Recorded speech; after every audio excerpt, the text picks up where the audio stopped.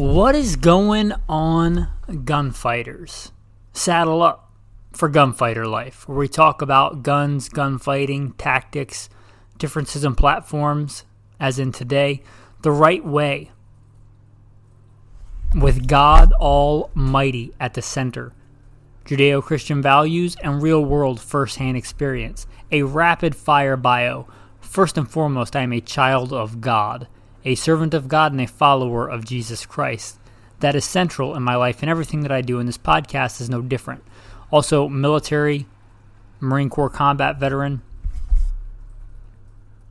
law enforcement, L.A.P.D, regular assignments, more specialized assignments, private contractor for a three-letter government agency I won't say, commander of a tactical team to stop active shooters, professional big game hunter and guide, and a long-time competition shooter. Blessed to win more competitions than I can remember. With that, let's get into it. The pistol caliber carbine, the PCC, versus kind of the de facto standard carbine, meaning a military intermediate carbine. Intermediate cartridge. That's what we're talking about today. Your standard carbine, like an M4-ish carbine in 5.56, or something like an AK-47 clone in 7.62 by 39. I won't be talking about full-powered carbines like a SCAR-17. That's outside of the scope of this for today. Paratrooper version of a FAL.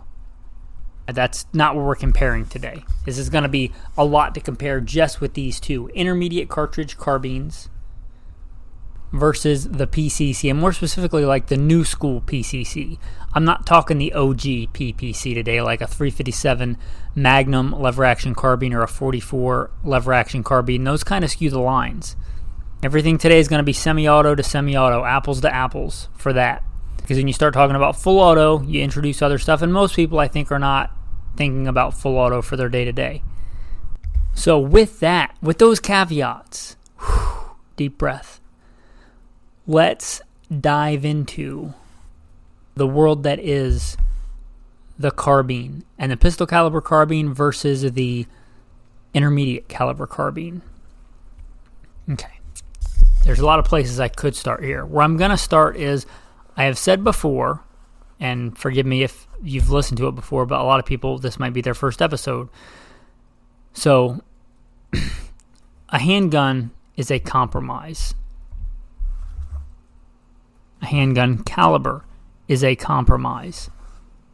Handguns are by far the hardest weapon to master. And I say this as somebody that has won more handgun shooting competitions than any other competition I have done and cut my teeth in like more precision rifle disciplines. But I have won more handgun and practical handgun and what you might consider drag racing with a handgun like Steel Challenge than any other. Handguns are the hardest guns to master. They really are. It takes a lot of dedication and discipline and consistent practice to master a handgun.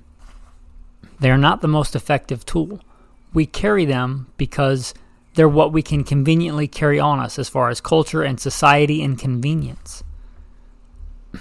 Most of us, unless you're employed as such, don't walk around day to day with an M4 carbine or a Mossberg 590 riot gun slung on your shoulder or across your chest. I certainly have done that and been employed to do that in different roles, but for most people day to day, that's outside the scope.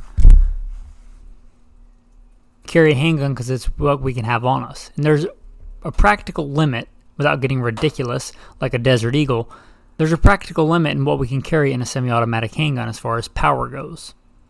The PCC gives you several advantages over a handgun. They are more shootable. It is easier to shoot a PCC. It's easier to teach somebody to shoot a PCC. It's a less perishable skill. I'm fairly confident my abilities as a firearms instructor, if you gave me most 12-year-old girls and a solid PCC with a good red dot optic or an LPVO, I could have them hitting a man-sized target at 50 yards within an hour or two. Most police officers, my training and experience, are not able to hit silhouette at 50 yards with a handgun, even if it has a red dot optic on it, to illustrate a point there. Long guns are more shootable for lots of reasons. They have more points of contact.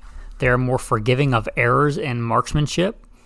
But there is a reason that no mainline army sends their troops, their frontline troops, their mainline infantry into combat with a handgun. You might carry a handgun. I did in Iraq in the infantry, but it's because it was my secondary weapon. I may have had a rocket launcher or a crew serve weapon, or you get the idea. Long guns have several advantages. There's even a ballistic advantage, although they're the same caliber, putting a handgun round into a pistol caliber carbine for any normal length handgun. Even like what we consider a full size, I would consider a full size handgun a 5-inch barrel, like a 1911. To me, that's a full size. Anything smaller than that to me is kind of a compact. But even in a longer 5-inch barrel in a handgun, you have much unburnt powder. A lot of that powder will usually be unburnt in most standard handgun calibers. If you think of gunpowder as simply a store of energy, if you consider that gunpowder reservoir in each cartridge as potential energy that gets turned into kinetic energy, the longer the barrel that is up to a point, and that point would be up to getting really long, longer than most handguns, there's a percentage of that potential energy getting turned into kinetic energy. This is not an actual, I'm doing this to illustrate a point. Let's say I'm shooting a super subcompact 2-inch barrel. Maybe I turn 60% of that potential energy into kinetic, realized actual energy as far as that projectile is concerned. If I'm shooting a 5-inch barrel, maybe I get 85% of that potential energy turned into realized energy on the target. With a PCC, I can get up to and close to, let's say, almost 100%. I mean, nothing is 100% energy is always lost, or there'll be some unburnt powder or some powder that just is never going to burn or whatever, or the friction of the projectile. But for all intents and purposes, let's say you get close to 100% of your potential realized in each cartridge in a pistol caliber carbine. Let's look at some actual data, some actual numbers. Let's look at this is going to give credit where credit is due to Ballistics by the Inch. It's a good resource. I'm not affiliated with them. It's just a good resource. A pretty, what I will call, vanilla load. Federal, 124 grain, Hydroshock. Standard, been around a long time. Got some street cred. It's a little bit older as far as technology, but it's a good proven round. To illustrate a point, in a 2-inch barrel, 900 feet per second. In a 16-inch barrel, 1243. If we go to a 5-inch barrel, 1115. If we go to that 16-inch barrel again, 1243. You are getting more energy round per round than you would with a handgun. So it's not quite the same as a handgun. It might be shooting the exact same round of the exact same box, but you should be getting more energy. Some things to consider. Most projectiles are designed for handguns. They're designed to be fired out of handgun velocities. One of the great things about, let's say, the 9mm, because it's so ubiquitous today, is that there's been so much R&D, so much research and development that has gone into the way a projectile should perform to optimize it. It's not a very powerful cartridge, but when you kind of eke out all the things you can to balance that penetration versus expansion, you can really kind of make it punch above its weight class, which is why you've seen this big swing away from 40 Smith & Wesson and 45 to 9mm, because they've put so much work into making it perform so well. I'd liken it to, and I'm not a mechanic, but a small block Chevy. They're so ubiquitous, they're so common, people have done so much work on the small block Chevys that you can get them to really do a lot more than they could have when they were first introduced on the assembly line. The 9mm has been around since the early 1900s, but they've really balanced that out. That being said, a lot of that has to do with handgun velocities. It's a balancing act. A lot of that is expansion, and they've balanced that expansion versus penetration. If a round expands too quickly, its frontal diameter increases, which decreases its ability to penetrate. Again, it's a balancing act. A lot of those were made for handguns. If it opens up too quickly, which you might think that's awesome, but it's not awesome if it opens up so quickly that it doesn't penetrate deep enough to get to the vital organs of the thing that you're trying to stop. there is a balancing act there, or it's going so fast out of a given barrel that it won't punch through windshield glass or a car door or whatever. So it is a balancing act. And a lot of that research has been done geared towards handguns. So keep that in mind and be judicious about your bullet selection. What are some other advantages of the PCC? I'm going to give you a few. They're fairly gentle, okay? And I think this is a big part of why they've become so popular, just being honest. They are really, really fun to shoot. They're super fun to shoot, probably one of the most fun guns to shoot. They have very low recoil. They are loud. I mean, don't shoot them without hearing protection, but they're much quieter than a comparable sized rifle caliber, which is nice.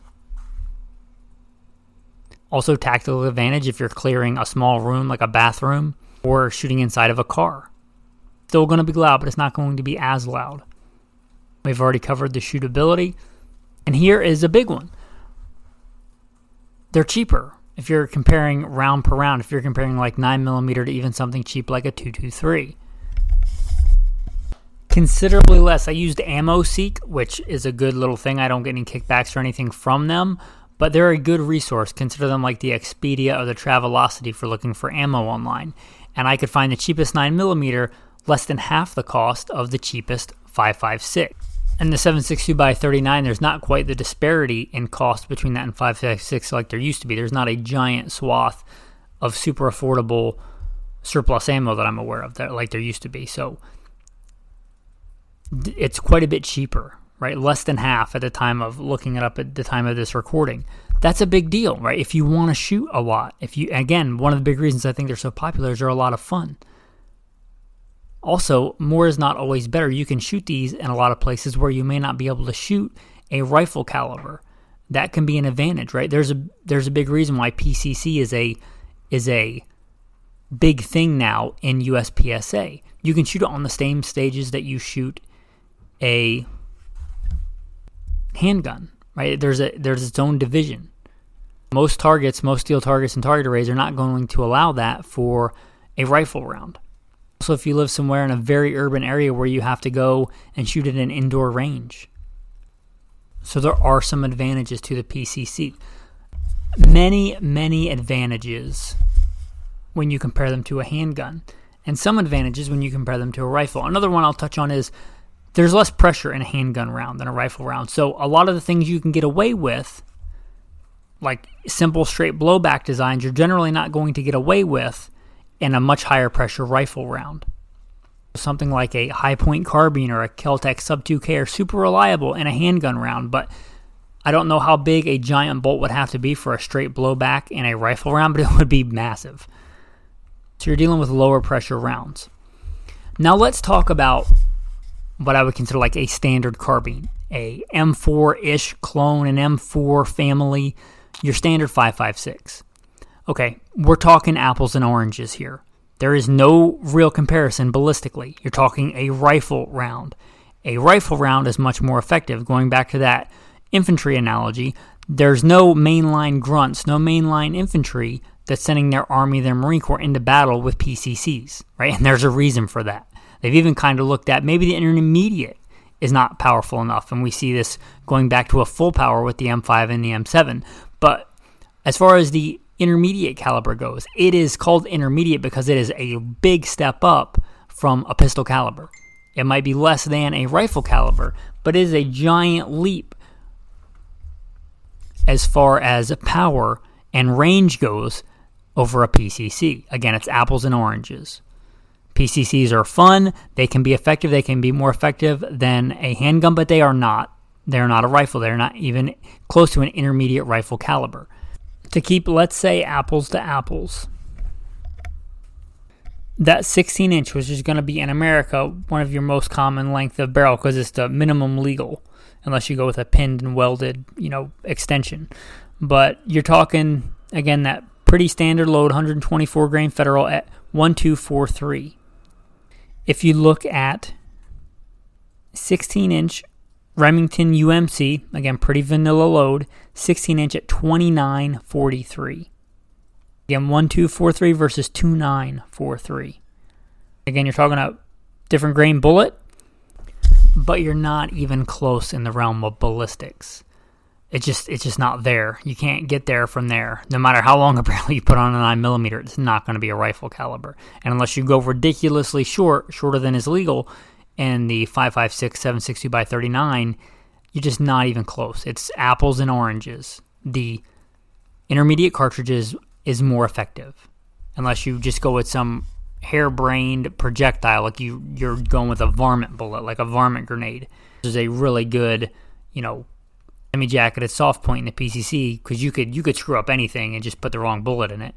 Put a frangible in the rifle or whatever. But barring any kind of ridiculous choice in projectile, you're comparing good defensive ammo to good defensive ammo, or even FMJ to FMJ, is no comparison. It's just not. The intermediate is a better choice. It's a better choice ballistically. It also has a far better point-blank range. And point-blank range doesn't mean like bad breath distance. It's got a false connotation, I think, in a lot of people's minds, used improperly by TV or whatever. But point-blank, let's say I'm shooting at a USPSA or IDPA torso target, which if you don't know what that is, it's just a standard like human silhouette target. Meaning I can point at the center of that target and hit somewhere on that target. You're going to have a far greater point-blank range with the intermediate cartridge. Far more than you're going to have with a PCC. And I'm not big on crazy long-range shooting. I don't think it has much applicability in most defensive uses today. Maybe if the grid goes down or some other scenario, or obviously for snipers in the military, that's a thing. But for average defensive use, shooting beyond, let's say 350 yards, I don't even know of any civilian defensive use, justified use of force where that's ever been a thing. I could be wrong. I'm not aware of any. But I am for a little bit longer point-blank range. If you're talking, 125 yards versus 275 yards, that's a big difference.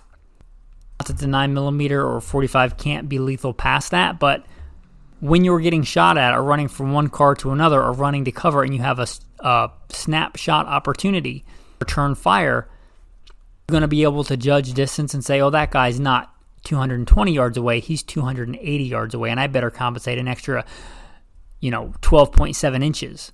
All that going on when you're trying not to trip and get shot in the chest. I think that's a tall order. Simpler is better. Red dot center of target, slow steady squeeze, and continue on. It's a much simpler process than all that calculation in your brain when your OODA loop is focused on other things. So that farther point blank range is a giant advantage to the intermediate cartridge.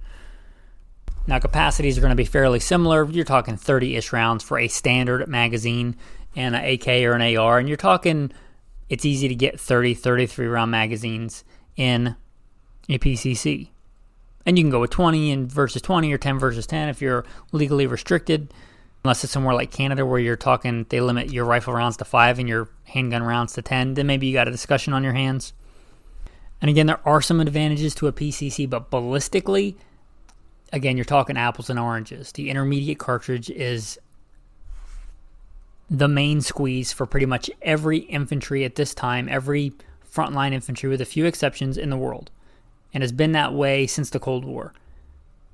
And it's that way for a reason. Main advantage you're getting is ballistics. You're getting a great external ballistics, great advantage in terminal performance. Again, unless you go to some kind of ridiculous scenario. And those are the two giant advantages, right? They're two really big advantages. If you go look at the Greg Ellifritz, and I have no affiliation with him, but I think it was a good study, especially for the time, at the effectiveness and the, I hate to use the term, but for lack of a better one, stopping power of common handgun rounds versus rifle rounds. It's not even close. It's just not even close. Although the capacity might be the same, it's likely you're going to need several rounds from a handgun cartridge to incapacitate somebody. Whereas that's far less likely to need that with an intermediate round. And that coupled with the greater point blank range. Those are your big, big advantages. And those are big ones. That's the reason the military uses those, right? There's, again, some disadvantages. It's going to require generally a more complex system. It's not going to be straight blowback. It's going to be some kind of direct impingement or gas piston system in general or something like that. It's going to deal with higher pressures, which means in general it's going to be much louder. And although most of these common carbines don't have a lot of recoil, they're going to have quite a bit of blast and noise, which in my experience as an instructor has as much effect as the actual physical rearward force. It can bother somebody. The noise and blast can bother somebody just as much as the actual physical force, because unless you talk about something like a 12 gauge slug, a 300 Winchester Magnum or something, in general there's not a lot of physical force if somebody has correct form. But the blast and concussion can actually have as much a psychological effect, and mostly a flinch is psychological, not. It manifests itself physically, but it starts in your mind. It's a psychological thing, and that's a real thing. Another advantage might be, not to get too far off in the weeds, but if you have a PCC and you carry a carry gun, you might have it take similar mags, like a SIG 320 and a SIG 320 PCC, or a Glock and a Glock. That is an advantage. There is that advantage, ammo commonality, the one caliber thing. Also, heretofore, we have only discussed really 5.56 and 9mm. You can get PCCs in 40 Smith & Wesson, which if you talk about a longer barrel, the 40 Smith & Wesson starts to look like a 10mm would out of a handgun, and you're talking about some ballistic advantage there. Also the 45 ACP. There are other less common calibers. You can skew the lines by comparing like 357 SIG, which is a cool, interesting debate, but not real common, so we're not going to get off on the weeds on that today. You'd even go 10mm for a semi-auto carbine, and then again, you're kind of skewing the lines because it's not a real common handgun caliber. It's there, but it's not one of the big three. You kind of skew the lines, but there are other calibers for PCC. And also there are other intermediate cartridges beside 5.56, the big one being 7.62x39, which I would argue, in my opinion, is the best intermediate cartridge. It has some disadvantage over the 5.56. It does not have as long a point-blank range, but I think round per round, especially if you talk good defensive ammunition, not just FMJ, that it's a better round, ballistically round per round. So it has some advantages and some disadvantages, but that's a thing if you decide you want an actual fighting carbine, a standard carbine, do you want 7.62x39 or 5.56? But either one of those is vastly superior ballistically. Then you might look at like a 300 blackout, and that skews the lines the other way. Like you compare like a 300 blackout to a 10mm, you're really kind of which attributes do you want and not want. But when you compare straight common, the most common handgun rounds to the most common rifle rounds, like a 9mm versus a 5.56, right? They're apples and oranges. There are advantages and disadvantages to both, again. So I'm not going to tell you which one you should get. It's not my job to think for you. It's primarily my job to give you the truth and let you decipher what's best for you. Is it a truck gun? I plan on doing a whole series coming up. I did an episode a while ago on truck guns. I think I did 2. I got more requests for them on truck guns, so I'll probably do a series on truck guns. Is it going to be a truck gun? Is it going to be a home defense gun for a loved one who has very little firearms experience? You mostly want to go and have fun with it. Let's be real. Shooting is fun. Plinking is fun. Do you mostly want to go and have fun with it and shoot it at the range? In which case, a more affordable, lower recoil, quieter PCC, if that's your main thing, and you may have to one day use it for defense, that's going to skew you one way or the other. If you want a go-to, apocalypse, and I don't apologize for being a survivalist, like your one long gun and you think that should be a rifle, I might disagree, but I think it should be a center fire battlefield rifle. Again, there's no comparison between an intermediate rifle caliber and a PCC. Again, I'm not aware of any mainline infantry, and there are specialty roles, right? I like an MP5. I like them a lot. If you say I'm going to take a private contract again, if I'm going to go, say you're going to send me to some, let's say for instance, I've never been to Africa, but some war-torn place in Africa, get a long gun, right? I don't want a PCC. I want an intermediate caliber battlefield weapon, an AK or an AR-15. I don't want the PCC. There's a reason for that. Unless you're talking about some specialized thing, like I've done a bit of EP work, executive protection and VIP stuff. Unless I'm going to be like in a vehicle convoy in a major city where my long shots are super close, you're giving me full auto. But again, you're skewing lines there. You get the idea. What are you going to use it for? Which one of those attributes is most important to you? I would say make up like an index card or a thing on your phone Write down what's most important to you for the attributes of the thing that you want. Though they're both carbines, they're very, very different. Although you can get both that look like an AR, that look like an M4. You can get one that are even built on like M4 lower receivers or M16 AR-15 lower receivers. And you can make them look fairly close, but they're not the same thing. They're not the same thing. Because they look similar doesn't make them similar. I can get a 22 long rifle that looks almost identical to an AR-15. Like from a distance, you wouldn't even be able to tell which one was which. They're not the same. So you can get a PCC that looks like a battlefield, weapon. It's not an intermediate cartridge carbine. So although they may look similar, you may put like a mag release button in the same place, they are not the same thing. So you decide which one is best for you. With that, I think we're going to wrap up this episode. And that's a lot. I know it's a lot, but I got the request and I thought it was a good one. Make sure you're subscribing, and I plan on going in deeper depth if you're talking about the truck gun thing.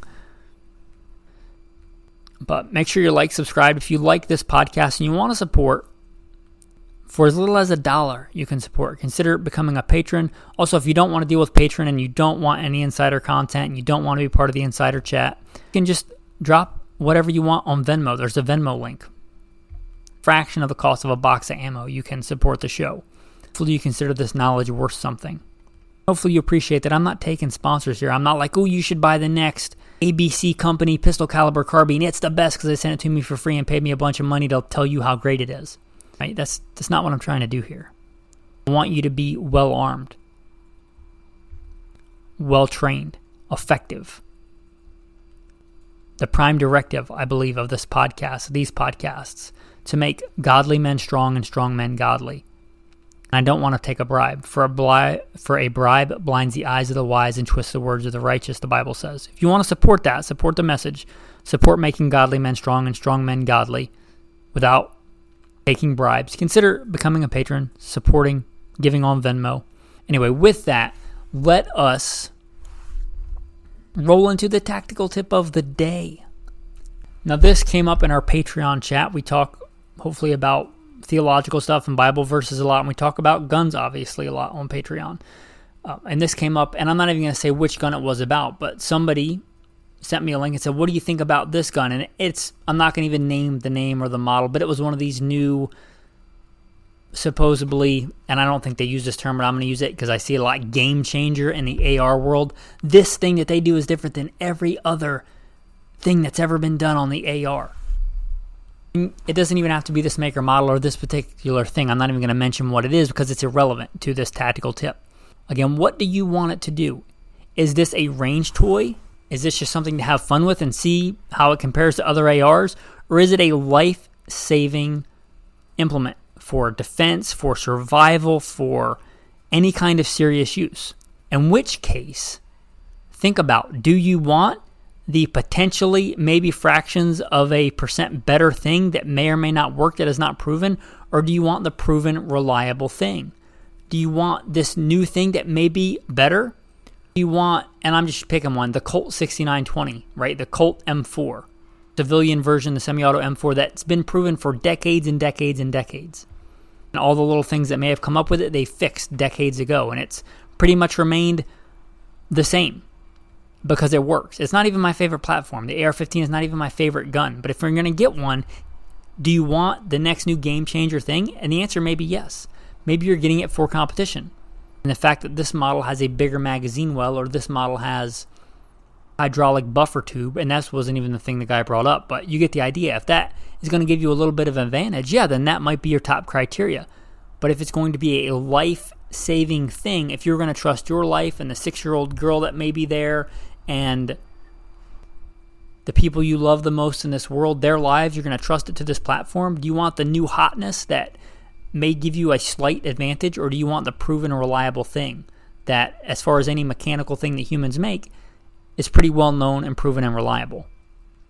That's your tactical tip of the day. Don't get led astray by words like game changer or revolutionary, because what often comes with those words, those connotations, is unproven. Anyway, that's your tactical tip of the day, your tactical verses of the day, because we did a lot of comparison today. And it's important, I think, if you're looking at it, again, for a rational life-saving tool, if you just want a fun plinking gun, just get whatever you think it looks the coolest. This is gunfighter life. And not that I don't enjoy going out and plinking and having fun. But judge soberly. You shall not be partial to the poor, nor honor the person of the mighty. Also, you shall not have in your bag differing weights, a heavy and a light. You shall not have in your house differing measures, a large and a small. You shall have a perfect and a just weight, and a perfect and a just measure. Also, you shall do no injustice in judgment in measurements of length, weight, or volume. Make sure you're judging soberly, especially if you or somebody else's life may depend on it. If it's a life-saving tool, don't get it because you have a high school crush on this next cool gun with the cool Cerakote, and look how pretty it is. Get it because it's the best tool for the job, or what you believe at the time of your training and experience is the best thing for the job. With that, thanks for listening, and have a blessed day.